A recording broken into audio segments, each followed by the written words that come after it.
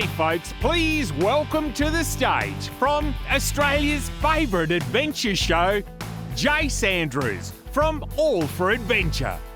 Take it away, Jase.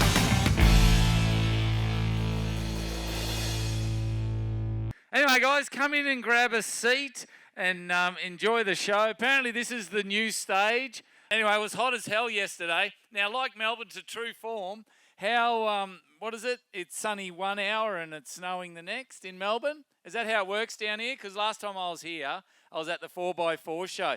Who comes into the 4x4 show? I think, yep.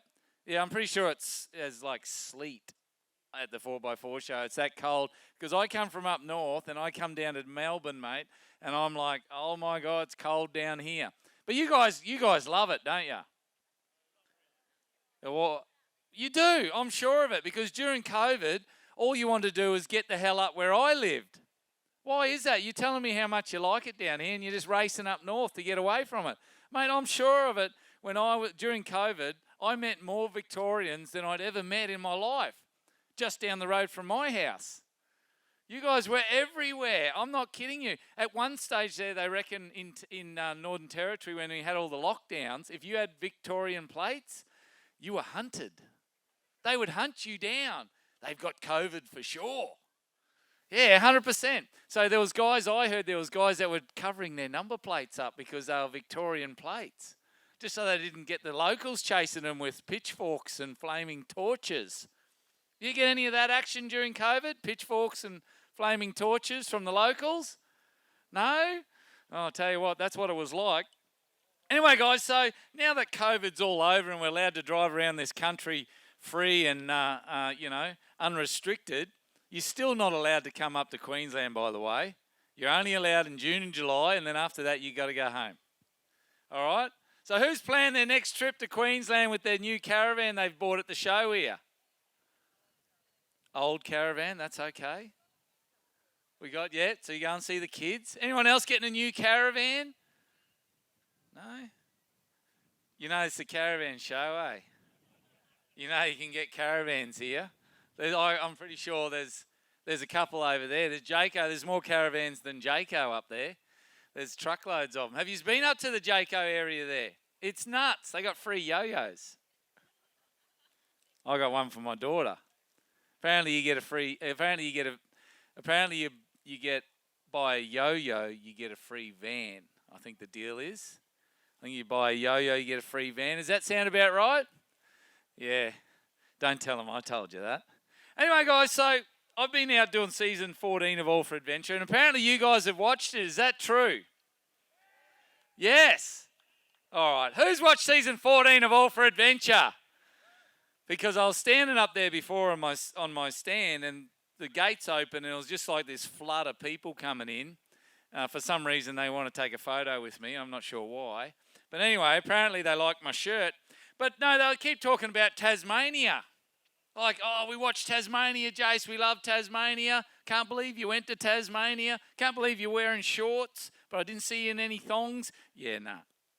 I ain't doing thongs in Tasmania. I tried. I think I lasted 5 minutes. Literally 5 minutes. And then here's the worst thing. People always ask me, Jase, why you just wear thongs? Why just thongs? Why are you not wearing boots? What about your feet? What about a snake? What about a Tasmanian devil chewing on your toe? Whatever. I said, well, there's a reason why I wear thongs. Who wants to know why I wear thongs and I don't wear boots? I've actually had emails from people getting up me, like stern emails about misrepresenting the youth and leading them astray with their footwear. I kid you not. And I was like, okay, fair enough. I understand that. But I'm not wearing boots. Okay, I like wearing thongs because if you go up north in Australia, especially in the, that sort of end of the wet season, start of the dry season, mate, when you're rocking up, crossing rivers and playing in the mud, what is the one thing that happens when you're wearing boots? What happens? What does everyone do? They hop out of the car and they take their boots off to walk across the creek or walk through the mud. Well, I'm good to go. So, you know what I mean? Like, you're taking your boots off and you're telling me I should be wearing boots. And that's why I don't wear boots, because I realised in the early days when I was a young fella that all those little crossings or walking in the sand or I want to walk in the water, I see it all the time because my cameramen, they have to wear boots. And I'll tell you why they have to wear boots. Because if you stick a camera on your shoulder and you stick your eye in there, right? And this is a big thing. You stick your eye over that lens cover and you got to close the eye, right? When you do that and you've got to move and walk, what happens if you kick your feet? That's a big thing. The other thing is they can't see the crocodiles coming. They can't. Trust me. When we're near water and stuff like that, he's got his eye stuck in that camera lens. And, mate, we got to be his eyes and ears because he's got headphones in and he's looking at us. He's not seeing his peripheral vision or anything like that. So we're there. So there's a reason why you wear boots and you don't wear boots and all that sort of stuff. But anyway, that's what we've been doing for God knows how long now. 15 years, by the way, guys. 15 years of All for Adventure. How good is that? And you're still bloody watching it. Must have been pretty good. Who watched it from the start? Like who was? Yeah, look at that. There's about 3 of you. That's all right.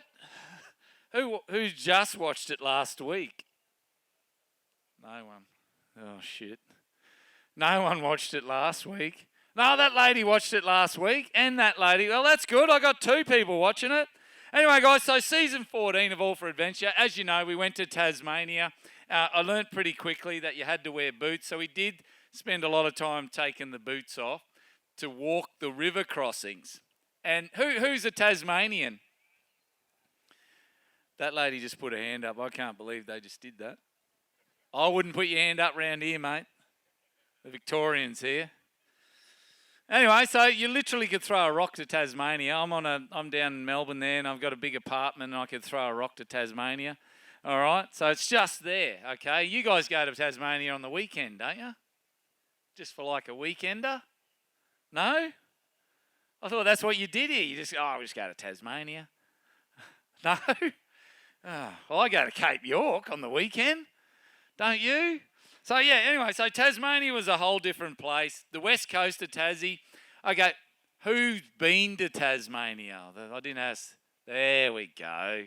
So you took a bit longer than just a week or a weekend. Yeah, so we went to Tasmania, and Tasmania's west coast is the toughest coast, I reckon, the toughest coastline in Australia. Have anyone been to the west coast?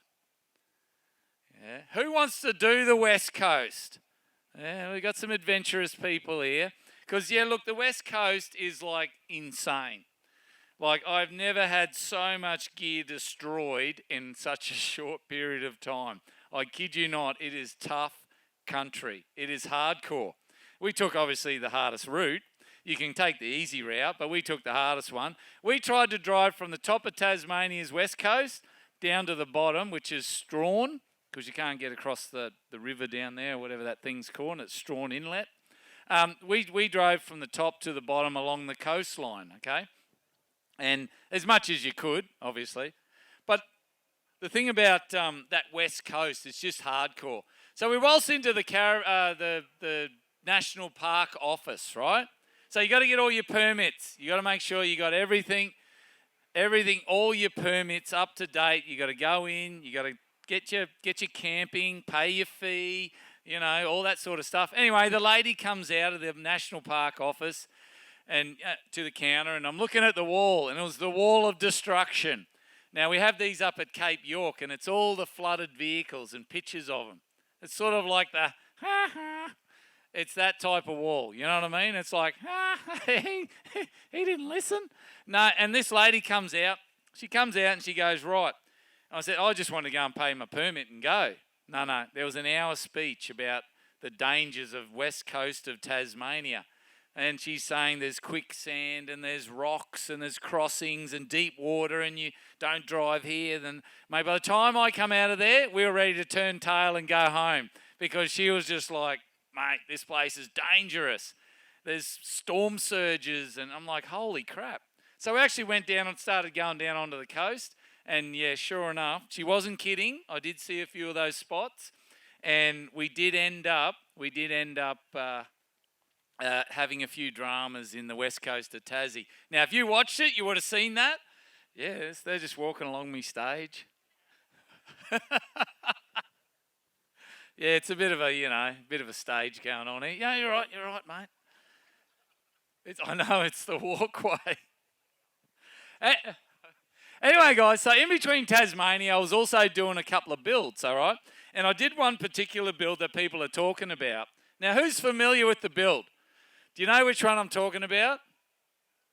300. Who's got a 300? Oh, there's 3 over here. You guys haven't even got one. They got 3. There's probably only 3 in the country anyway. Like, they're hard to get at the moment. So anyway, I waited because I ordered a GR Sport black and red leather trim, so it looked pretty flash. So that's why it probably took so long. So this idiot wants red trim. Anyway, so they had to, get a special order of some red stuff. Anyway, so I got me black GR Sport, and I decided I was going to turn it into Australia's most awesome 300 Series Land Cruiser. So, if you haven't seen the video, it's on YouTube. Have a quick look at this. This is just the start of it, and you could probably tell me whether this 300 is Australia's toughest 300.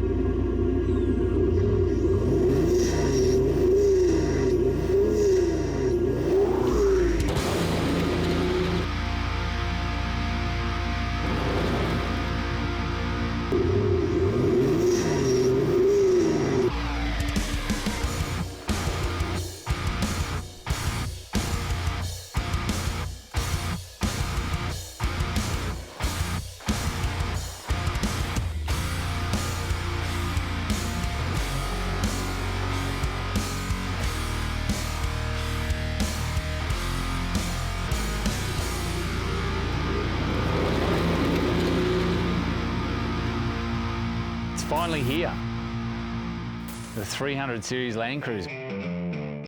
All right, guys, so that's the 300. What do you reckon? Who reckons that's Australia's toughest 300? That's it? Oh, come on. No, she's a pretty good rig, that one. And I'll tell you why it's Australia's toughest 300, because there's not many around and no one's done any builds on them. So I pretty much just could have just did a video on the stock standard one, and it was Australia's toughest 300. I put a bull bar on it, yeah. No, there's not a lot around. It took me a lot of work. To find all the parts for it because it's so new. And if you have a look at that bull bar there, I think I got the prototype, like literally. So that took a bit of work to get that bull bar. So yeah, a lot of people were like literally, even those mirrors there. See those mirrors? I think the only set in the country at the moment is sitting up there on Clearview's stand. And because I had to film with those prototypes, and then we had to take them off and put them back on their other vehicles. So a lot of the stuff was so new, when I was building that truck. But I'll tell you what, there's some cool gear in there. I think even the draw system and that RV Solutions are here, so you can actually see the draw systems that go into 300s. So if you're looking at a 300, not that I'm sponsored by Toyota, by the way. I just like Toyotas every now and again. I just like Toyotas, by the way. And so, they got some good gear coming up. And I don't know how good the 300 is at the moment. And we're going to find out. Hopefully I'll find out. But anyway, so season 14 was an absolute cracker. Now, we did have a few dramas down in Tasmania. Like Tasmania was new for me, and I'm going to have a quick look here because I need to make sure I put the right video on for old mate because we got a new guy. Okay, here we go. I've got the schedule here in front of me. So yeah, all right. So number 5 is the one we want. So number 5's the next video, mate. Don't put it on just yet. I'll give you the cue. Yeah, hold, yeah. There we go. We got this wired. No, hold. Number 5. He's the new guy. Anyway, so we're up at Cape York. So we started All for Adventure up at Cape York. So who remembers, because everyone comes to me and goes, Tasmania. And I said, well, we went to Cape York. We actually did 6 episodes in Cape York. So who knows who watched some of that Cape York action? Yeah, cool. Did you actually realise what was sitting on my trailer there to start with? Yeah? Like this it's a big aeroplane engine. Yeah, so, and then we're going to Cape York, and Cape York had a late wet this year. So normally when you go to Cape York in May, it's starting to dry out, right? But they had this late wet, and it was perfect, absolutely perfect, because when we started cruising down the PDR, now if you know what the PDR is, it's the Peninsula Development Road. It's the main road all the way to the tip, right? So we're cruising down the PDR, and generally the PDR is $1.10, 100, cruising down the road. And if you go early, the roads are usually a lot smoother, whereas you go in August, they're a lot rougher, okay, because they're all chopped up. But anyway, so it's usually just 100 kilometres an hour most of the time, depending on which section you're on. And it's usually a good road. Well, when we were going to Cape York on the main road, mate, there were ruts, and ruts, that's a divot in the dirt road. There were ruts knee deep from trucks. Mate, it was an absolute awesome trip. Simple as that. I know it was rough, but I tell you what, I'd never seen anything like it. Anyway, we're cruising down the PDR, and we actually had to stay for 24 hours at 3 rivers before the water level went down enough for us to cross. Anyway, we got to the Archer River. Who's familiar with the Archer River? Yep. All right. Well, you'll know all about it when you go to Cape York. Who's got Cape York on the bucket list? Yeah, there you go. So when you go to Cape York, you got to cross the Archer River, and the Archer River Roadhouse is right there. So we rock up. It was early morning. We heard that the Archer was up. Okay, it went down and come back up, and I heard that vehicles had been washed off the Archer that season. So anyway, we rock up the Archer, and there's just a big line of people. And so we sort of parked, in the line, and then we walked down, right? I walked down, and we turned, all the people are standing there, and they're like, oh, so anyone going across yet? And they're like, nah, we're waiting for you. And we're like, you really? Yep, we're waiting for you. So we had a look at it. We went for a walk across. So I did a quick check. I don't recommend that. Crocodiles do love flooded crossings. So if you've got safety in numbers, okay, 1 croc, 3 people, he can't bite 3 people at once, perfect. Push Simon in front, job done. Run backwards. Okay, so 3, safety in numbers, and I had a stick. And I felt real safe, okay? Anyway, so we walk across because you got to. At the end of the day, it's either you deal with the crocodile or you don't do the crossing and potential disaster, okay? And so anyway, I checked it and went, look, I went first. My truck weighs, let me do the maths here, I reckon about 8 tonne, all up with the trailer. So I'm weigh about 8 tonne. So a little bit of flowing water isn't going to worry me as much as, I don't know, a little Suzuki Jimny, right? So, or a big Caravan that captures the water. So anyway, so I cruised across and it was fine, and then the rest of the crew went as well. And I actually tied the camera truck to the back of my trailer just for safekeeping, okay? Just in case they start floating away and I can just keep dragging them, all right? How you going, folks? Anyway, so anyway, I was like, I'm gonna hit the river crossing, right? Anyway, we hit it, towed the camera cut across, the rest of us came along, and we got to the other side, and I think we went up the hill and around the corner out of sight, and the camera boys were boiling a cup of tea because they had their vehicle on the side and they were doing some filming. And our camera guy likes a cup of tea. He drinks about 10 cups a day. Anyway, so he's boiling a cup of tea, and then he gets on, you hear on the radio, it's like, Jase, come back. Someone's just been washed off the crossing. I'm like, what? Really? So we come roaring back down, and old mate, and I know whether you've seen the video, old mate is on the crossing, right? His trailer has washed him off. His car's up like this. There's water up to the steering wheel. and he's sort of clambering out of it. I think he was still in it as we come down. So just like that, old mate's seen us drive across, and then off he goes, and he's getting washed off. So we come down, and the first thing I do, I see the situation, and boom, we'll get him out. We'll help old mate. And we end up, doing our little thing. And if you watch the video, you'll see it. And apparently we ended up on the on some Facebook page or something, and the newspaper, the local rag, Heroes of the North. Oh, really? You beauty. So, yeah, apparently went up there saving people's lives, apparently. I don't know. Anyway, we got him going, and he went. But anyway, talking about river crossings. Yeah, this one will do.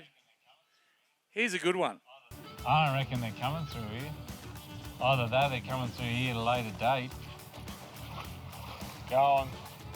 Away you go. Oh, you're touching shirt. Oh! Yeah, we're good. He's committing. Oh, it's actually Rocky just here. What? Yeah, it's all Rocky Take there. your word for it, too. All right. Oh! Oh! All right. Well, this is the only crossing, so we've got no choice. Cole's going to go first. It's a little bit deep. I don't like this quicksand.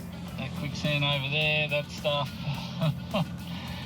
Oh, so treacherous, this coast, I'll tell you now. And it's cold. That water is like ice. Righto.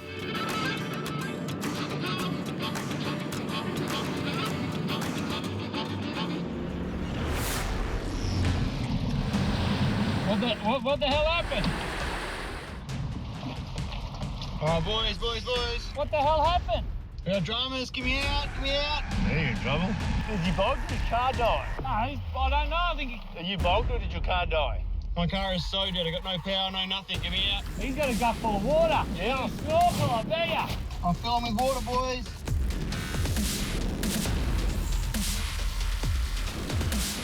I'm in park. I've got to try and someone get out of park. Holy crap. Yep. Is it on?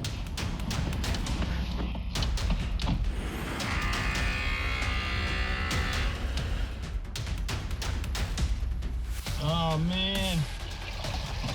Oh, my God.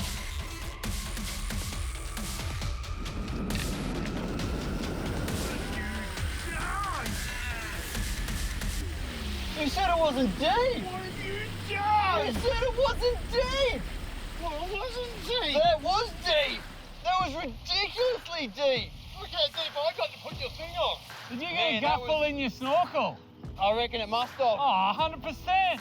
It's not a submarine, it's just a four-wheel drive. Yeah, but look at the distance I had to I get saw across. the pace you were hitting it, like... That's what happened. That's exactly what happened. Water rode up the windscreen and into the snorkel. Boom. Gut full of water, stops.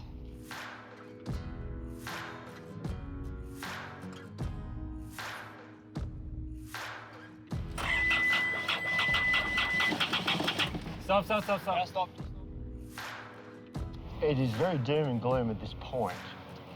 It's almost very obvious that we're going to be towing this car from here back out.